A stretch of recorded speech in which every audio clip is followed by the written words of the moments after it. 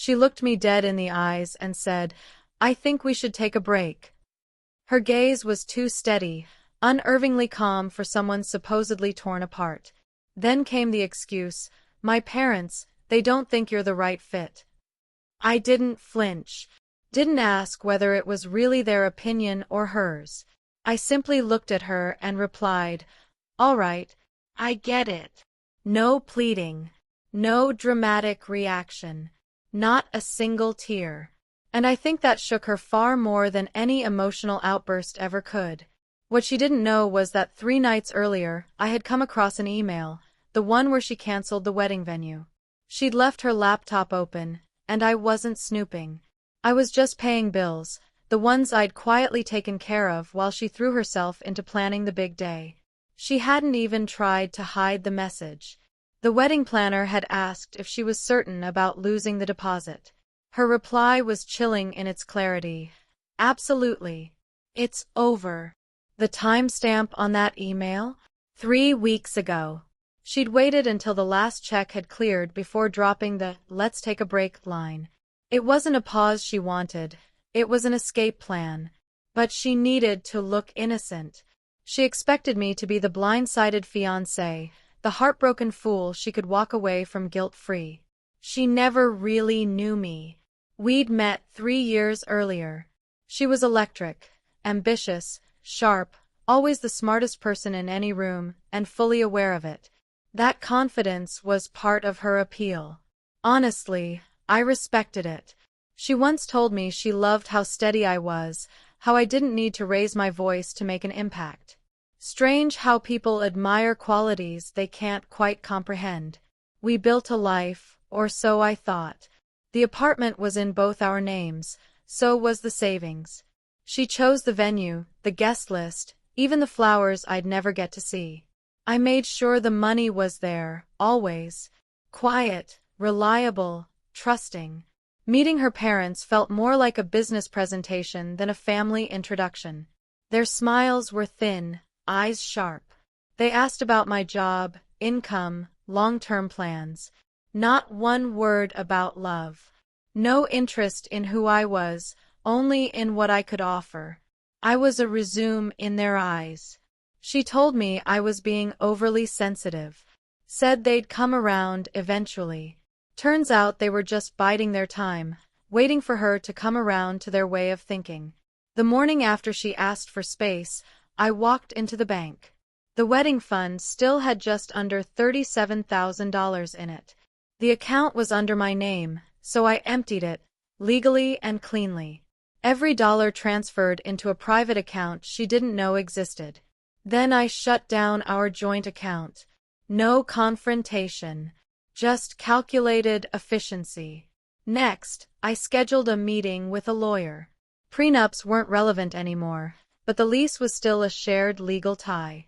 She wasn't going to move out on her own, not without incentive. Over the following week, I changed every password, removed half the furniture, and secured everything I'd paid for. When she came by, just to talk, the locks had already been changed. I slid a padded envelope under the door, her belongings, and a formal notice. 14 days to move out or start paying rent. That night, she called 6 times. Left voicemails that flipped from begging to outrage. I didn't answer. That silence. It wasn't enough. She needed to feel the consequences. Not just financially, but publicly, emotionally. So I sent the venue a thank you card. I apologized for the canceled wedding, explaining that the bride had a change of heart. I made sure her parents received it.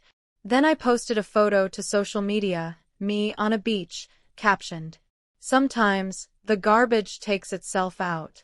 Feeling blessed." No names, no details, but everyone understood. Her friends, our mutual connections, her family, especially her parents. They saw exactly who they had championed, someone who staged an engagement like a well-rehearsed scam. 3 days later, she showed up at my office. Eyes glassy, tears ready to fall but never quite spilling over. She said it was all a mistake. That she panicked. that she didn't really want to cancel the wedding, just needed time to think. I let her speak. Then I slid my phone across the table. On the screen was the email thread she thought she'd deleted. She stared at it.